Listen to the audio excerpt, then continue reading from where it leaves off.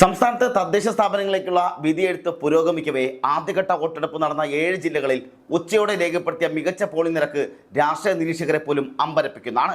അത്രത്തോളം വലിയ തരത്തിലുള്ള പോളിംഗ് ആണ് ഇന്ന് കേരളത്തിൽ പലയിടങ്ങളിലും നടന്നിരിക്കുന്നത്. അങ്ങനെ അത്രത്തോളം വലിയ തരത്തിൽ പോളിംഗ് നടക്കുമ്പോൾ തന്നെ വിജയ ശതമാനം ആർക്കാണ് കൂടുതൽ എന്നുള്ള സംശയങ്ങളും ഇവിടെ ഉടലെടുത്ത് കഴിഞ്ഞിട്ടുണ്ട്. ഭരണപക്ഷത്തിനും പ്രതിപക്ഷത്തിനും BJPക്കും ഒരുപോലെ നിർണായകമായ ഈ തെരഞ്ഞെടുപ്പ് വോട്ടെടുപ്പ് ദിനത്തിൽ പോലും കനത്ത രാഷ്ട്രീയ വിവാദങ്ങൾക്കും അതുപോലെ സാങ്കേതിക പ്രശ്നങ്ങൾക്കും സാക്ഷ്യം വഹിച്ചുകൊണ്ടിരിക്കുകയാണ്. സംസ്ഥാനത്തെ പോളിംഗ് ശതമാനം ഉയർന്ന നിലവാരം പുലർത്തുന്നതായി തെരഞ്ഞെടുപ്പ് കമ്മീഷൻ അറിയിക്കുമ്പോൾ പലയിടത്തും വോട്ടിംഗ് യന്ത്രങ്ങളെക്കുറിച്ചുള്ള പരാതികളും അതുപോലെ പ്രമുഖ നേതാക്കളുടെ പ്രസ്താവനയെക്കുറിച്ചുള്ള രാഷ്ട്രീയ കോലാഹലങ്ങളും ശക്തമായി നിലനിൽക്കുന്നുണ്ട്. തദ്ദേശ സ്വയംഭരണ സ്ഥാപനങ്ങളിലേക്കുള്ള ഈ ജനവിധി അടുത്ത നിയമസഭാ തെരഞ്ഞെടുപ്പിന്റെ ഗതി നിർണ്ണയിക്കുന്ന ചൂണ്ടുപലകയായിരിക്കുമെന്നതിനാൽ എല്ലാ മുന്നണികളും അതീവ ജാഗ്രതയിൽ തന്നെയാണ്.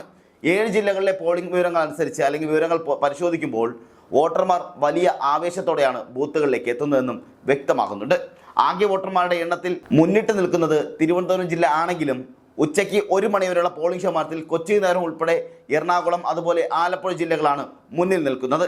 ഈ 7 ജില്ലകളിലായി ആകെയുള്ള 1,53,13,889 വോട്ടർമാരിൽ 67,82,351 പേരാണ് ഉച്ചയോടെ തങ്ങളുടെ സമ്മതിദാന അവകാശം വിനിയോഗിച്ചിരിക്കുന്നത്. അതായത് ഏകദേശം 44.3% ആളുകൾ ഉച്ചയോടെ, അതായത് ഉച്ചയ്ക്ക് 1 മണിക്ക് മുമ്പായി തന്നെ വോട്ട് രേഖപ്പെടുത്തി കഴിഞ്ഞു എന്നുള്ളതാണ് വ്യക്തമാക്കുന്നത്. വോട്ടിംഗ് ശതമാനത്തിൽ എറണാകുളം ജില്ല 47.57% മുന്നേറ്റവുമായി 1ാം സ്ഥാനത്ത് നിലയുറപ്പിച്ചിരിക്കുകയാണ്. ഇവിടെ 26,67,746 പേരാണ് എന്നുള്ള ആകെ വോട്ടർമാരിൽ 12,68,927 പേരാണ് ഉച്ചയോടെ വോട്ട് രേഖപ്പെടുത്തിയത്.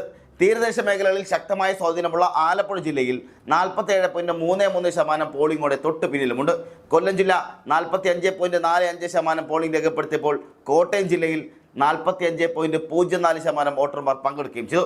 മലയോര ജില്ലകളായ പത്തനംതിട്ട ആയിക്കോട്ടെ, പത്തനംതിട്ടയിലാണെങ്കിൽ 44.43%, ഇടുക്കിയിൽ 43.06% എന്നിവിടങ്ങളിലും മികച്ച പങ്കാളിത്തമാണ് രേഖപ്പെടുത്തിയിരിക്കുന്നത്. എന്നാൽ ഏറ്റവും കൂടുതൽ വോട്ടർമാരുള്ള തലസ്ഥാന ജില്ലയായ തിരുവനന്തപുരത്തെ പോളിംഗ് ശതമാനം എന്ന് പറയുന്നത് 41.77% മാത്രമാണ്. ഇത് മറ്റ് ജില്ലകളെ അപേക്ഷിച്ച് കുറവും കൂടിയാണ്. 29,26,080 വോട്ടർമാരുള്ള ഇവിടെ 12,22,272 പേർ മാത്രമാണ് ഉച്ചയ്ക്ക് തൊട്ട് മുമ്പ് വോട്ട് രേഖപ്പെടുത്തിയത്. ഇത് മെട്രോ നഗരങ്ങളിലെ വോട്ടെടുപ്പ് മന്ദഗതിയിലാണോ എന്നുള്ള സംശയവും ഉയർന്നു വരുന്നുണ്ട്. കഴിഞ്ഞ തെരഞ്ഞെടുപ്പുകളിലെ ട്രെൻഡ് അനുസരിച്ച് ഉയർന്ന പോളിംഗ് നിരക്ക് പലപ്പോഴും ഭരണവിരുദ്ധ വികാരമായാണ് വിലയിരുത്തപ്പെടാറ്. ഈ ഘട്ടത്തിൽ ഉയർന്ന നിരക്ക് LDFന് ഗുണം ചെയ്യുമോ അതോ UDFന് തിരിച്ചു വരാനുള്ള വഴിയൊരുക്കുമോ എന്നുള്ളതും ഏവരും ആകാംക്ഷയോടെ കാത്തിരിക്കുന്ന കൂടിയാണ്.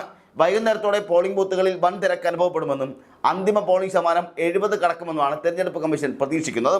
പോളിംഗ് ദിനത്തിൽ തന്നെ മുന്നണികൾ വിജയപ്രതീക്ഷ പങ്കുവച്ചുകൊണ്ട് നടത്തിയ പ്രതികരണങ്ങൾ രാഷ്ട്രീയ അന്തരീക്ഷത്തിന് ചൂടുപിടിപ്പിക്കുന്നത് കൂടിയാണ്. പ്രതിപക്ഷ നേതാവ് VD സതീശന്റെ പ്രസ്താവന UDF ക്യാമ്പിന് ആത്മവിശ്വാസം നൽകുന്നത് കൂടിയായിരുന്നു. UDFന് തദ്ദേശ തെരഞ്ഞെടുപ്പിൽ ഐതിഹാസികമായ തിരിച്ചുവരവുണ്ടാകുമെന്നും ജനങ്ങൾ UDFന്റെ തിരിച്ചുവരവ് ആഗ്രഹിക്കുന്നുണ്ടെന്നും അദ്ദേഹം കൊച്ചിയിൽ മാധ്യമങ്ങളോട് സംസാരിക്കവേ വ്യക്തമാക്കുകയും ചെയ്തിട്ടുണ്ട്. സംസ്ഥാന സർക്കാരിനെതിരായ വികാരം ശക്തമാണ്. അതുകൊണ്ട് തന്നെ സർക്കാരിന്റെ ഭരണപരാജയങ്ങളും ശബരിമല വിഷയവും അടുത്തിടെ നടന്ന രാഷ്ട്രീയ വിവാദങ്ങളിൽ CPM പ്രതിരോധത്തിലായതുമെല്ലാം തിരഞ്ഞെടുപ്പിൽ പ്രതിഫലിക്കും.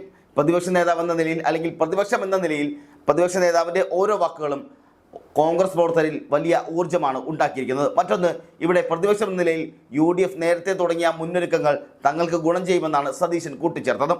അതേസമയം തന്നെ ഇടതുമുന്നണി നേതൃത്വം സംസ്ഥാനത്ത് നടപ്പിലാക്കിയ വികസന മുന്നേറ്റം തദ്ദേശ തെരഞ്ഞെടുപ്പിൽ തങ്ങൾക്ക് വൻ വിജയം നൽകുമെന്ന ഉറച്ച വിശ്വാസം തന്നെയാണ് അവരും ഉണ്ടാക്കി വെച്ചിരിക്കുന്നത്, അവരും പ്രകടിപ്പിക്കുന്നതും അത്തരത്തിൽ തന്നെയാണ്. തെരഞ്ഞെടുപ്പ് പൊതുവിൽ ശാന്തമായി തന്നെ മുന്നോട്ട് പോവുകയാണെങ്കിൽ പോലും തിരുവനന്തപുരത്ത് റിപ്പോർട്ട് ചെയ്ത വോട്ടിംഗ് യന്ത്രത്തിലെ തകരാറ് ഗുരുതര ആശങ്കകളാണ് ഉയർത്തുന്നത്. തിരുവനന്തപുരം ജില്ലയിലെ പൂവൽച്ചൽ ഗ്രാമപഞ്ചായത്തിലെ മുതിയവള വാർഡ് സെന്റ് ആൽബർട്ട് LP സ്കൂളിലെ ബൂത്തിലാണ് ഈ ഗുരുതരമായ സാങ്കേതിക പ്രശ്നം ഇപ്പോൾ റിപ്പോർട്ട് ചെയ്യപ്പെട്ടത്.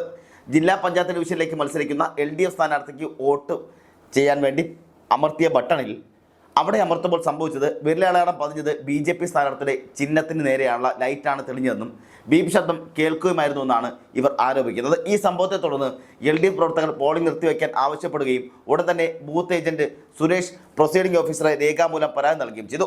നിലവിൽ എത്ര വോട്ടുകൾ ഈ തകരാറുള്ള യന്ത്രത്തിൽ രേഖപ്പെടുത്തിയെന്നും പ്രശ്നം പരിഹരിക്കാൻ എന്ത് നടപടി സ്വീകരിച്ചെന്ന കാര്യത്തിലും വ്യക്തമായ വിശദീകരണം വേണമെന്നും LDF ആവശ്യപ്പെട്ടിട്ടുണ്ട്. ഈ സാങ്കേതിക പ്രശ്നം കാരണം പൂവച്ചലിൽ 1 മണിക്കൂറോളം പോളിംഗ് തടസ്സപ്പെടുകയും ചെയ്തിട്ടുണ്ട്. വോട്ടിംഗ് സംവിധാനത്തെക്കുറിച്ച് മറ്റൊരു വിമർശനം ഉയർന്നത് മുൻ MLA-യും അതുപോലെ BJP-യുടെ നേതാവുമായ PC ജോർജിൻ്റെതാണ്.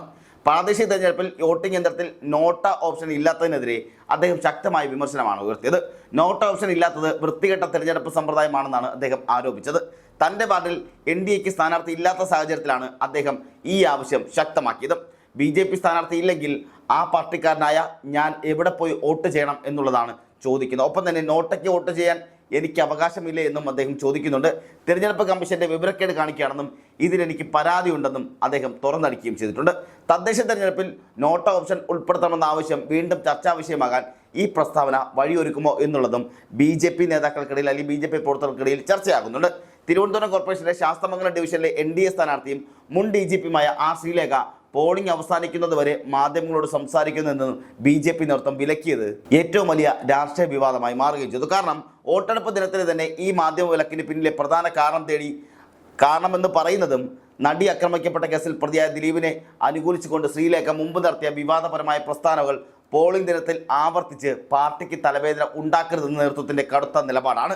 സർവീസിൽ വിരമിച്ച ശേഷം ദിലീപിന് അനുകൂലമായി അവർ നിലപാടെടുക്കുകയും ജയിലിൽ ദിലീപിനെ സന്ദർശിച്ചപ്പോൾ കണ്ട കരളലിയിപ്പിക്കുന്ന കാഴ്ചകളെക്കുറിച്ച് സംസാരിക്കുകയും ചെയ്തത് വലിയ വിമർശനങ്ങൾക്ക് വഴിവെക്കുകയും ചെയ്തിരുന്നു. ഈ വിവാദം തെരഞ്ഞെടുപ്പിനെ ബാധിക്കരുത് എന്നതിനാൽ തന്നെയാണ് BJP നേതൃത്വം കടുത്ത നടപടി സ്വീകരിച്ചിരിക്കുന്നത്. മാധ്യമങ്ങളെ കാണില്ലെന്ന് ശ്രീലേഖ അറിയിച്ചെങ്കിലും അതിൻ്റെ കാരണം ഭക്തിമാർഗത്തിലായതുകൊണ്ടാണെന്നുള്ള അവരുടെ വിശദീകരണം പാർട്ടി നിലപാടുമായി പൊരുത്തപ്പെടുന്നതുമല്ല. ഇതിനു പുറമെ തെരഞ്ഞെടുപ്പ് ചട്ടലംഘനത്തിനും ശ്രീലേഖ നടപടി നേരിടുന്നുമുണ്ട്. തിരുവനന്തപുരം കോർപ്പറേഷനിലെ NDA-ക്ക് മുൻതൂക്കം ലഭിക്കുന്ന തരത്തിലുള്ള പ്രീ പോൾ സർവേ ഫലം അവർ സാമൂഹ്യ മാധ്യമങ്ങളിലൂടെ പങ്കുവയ്ക്കുകയും ചെയ്തിരുന്നു. വോട്ടെടുപ്പ് ദിനത്തിൽ ഇത്തരം സർവേ ഫലങ്ങൾ പ്രചരിപ്പിക്കുന്നത് ചട്ടവിരുദ്ധം കൂടിയാണ്. ഈ പോസ്റ്റ് വിവാദമായതോടെ ശ്രീലേഖ അത് പിൻവലിക്കുകയും ചെയ്തിട്ടുണ്ട്. ഈ ചട്ടവിരുദ്ധ നടപടിയിൽ തിരഞ്ഞെടുപ്പ് കമ്മീഷൻ നടപടിയെടുക്കാൻ നിർദ്ദേശം നൽകുകയും ചെയ്തിരിക്കുകയാണ്. ഇതും ഇപ്പോൾ വിവാദമായി പോവുകയാണ്. മറ്റുള്ള പാർട്ടികൾ ഇത് ഏറ്റെടുത്തിട്ടുമുണ്ട്. മൊത്തത്തിൽ 2025 തദ്ദേശ തെരഞ്ഞെടുപ്പിന്റെ ആദ്യഘട്ടം മികച്ച പോളിംഗ് രേഖപ്പെടുത്തി ജനപങ്കാളിത്തം ഉറപ്പാക്കുന്നതിനൊപ്പം തന്നെ വോട്ടിംഗ് യന്ത്രത്തിലെ തകരാറുകൾ, രാഷ്ട്രീയ നേതാക്കളുടെ വിവേചനപരമായ പ്രസ്താവനകൾ, തെരഞ്ഞെടുപ്പ് ചട്ടലംഘനങ്ങൾ തുടങ്ങിയ നിരവധി വിഷയങ്ങളാൽ ശ്രദ്ധേയമായി മാറുകയാണ്. ഈ തദ്ദേശ തെരഞ്ഞെടുപ്പ് ഫലം സംസ്ഥാന രാഷ്ട്രീയത്തിലെ വലിയ മാറ്റങ്ങൾക്ക് വഴിയൊരുക്കുമെന്ന് തന്നെയാണ് പ്രതീക്ഷിക്കപ്പെടുന്നത്. പോളിംഗ് സമയം അവസാനിക്കാൻ ഇനി മണിക്കൂറുകൾ മാത്രം ശേഷിക്കെ പരമാവധി വോട്ടർമാരെ ബൂത്തുകളിൽ എത്തിക്കാനുള്ള തിരക്കിലാണ് സ്ഥാനാർത്ഥികളും രാഷ്ട്രീയ പ്രവർത്തകരും അവർക്കൊപ്പം നിൽക്കുന്ന അണികളുമെല്ലാം. അന്തിമഫലം കാത്തിരിക്കുന്ന കേരള ജനതയ്ക്ക് ഇത് നിർണായകമായ ഒരു രാഷ്ട്രീയ പ്രക്രിയയുടെ സാക്ഷ്യപത്രമായി കൂടി മാറുകയാണ്. കാരണം വരാൻ പോകുന്ന നിയമസഭാ തെരഞ്ഞെടുപ്പിൻ്റെ ആണിക്കല്ലായി ഇതിനെ കാണേണ്ടിയിരിക്കുന്നു, അല്ലെങ്കിൽ ഒരു ട്രയലായി ഇതിനെ കാണേണ്ടിയിരിക്കുന്നു. ഇവിടെ നടക്കുന്ന പല കോർപ്പറേഷൻ്റെയും തെരഞ്ഞെടുപ്പുകൾ, അതുപോലെ തന്നെ തദ്ദേശ സ്ഥാപനങ്ങളിലെ ഈ തെരഞ്ഞെടുപ്പെല്ലാം അത് മൂന്ന് മുന്നണികൾക്കും വലിയ തരത്തിലുള്ള പ്രതീക്ഷകളും അവർക്കൊരു പക്ഷേ ജീവൻ മരണ പോരാട്ടം എന്ന് കൂടി പറയേണ്ടി വരും. കാരണം വരാനിരിക്കുന്ന നിയമസഭാ തെരഞ്ഞെടുപ്പിന് മുന്നേയുള്ള ഈ തെരഞ്ഞെടുപ്പ് കേരളം ആർക്കൊപ്പം നിൽക്കുന്നു എന്നുള്ള സൂചന കൂടിയാണ് നൽകുന്നത്. ഇത്തവണ UDF തിരിച്ചു വരുമോ ഇല്ലയോ എന്നുള്ളതും ഇതിലറിയാൻ പറ്റും. LDF-ന് തിരിച്ചടി ഉണ്ടാകുമോ എന്നുള്ളതും ഇതിലറിയാൻ പറ്റും. BJP-ക്ക് മുന്നേറ്റം ഉണ്ടാകുമോ എന്നുള്ളതും ഈ തെരഞ്ഞെടുപ്പോട് കൂടി അറിയാൻ സാധിക്കും. അതുകൊണ്ട് തന്നെ മൂന്ന് മുന്നണികൾക്കും ഇത് ജീവൻ മരണ പോരാട്ടം കൂടിയാണ്.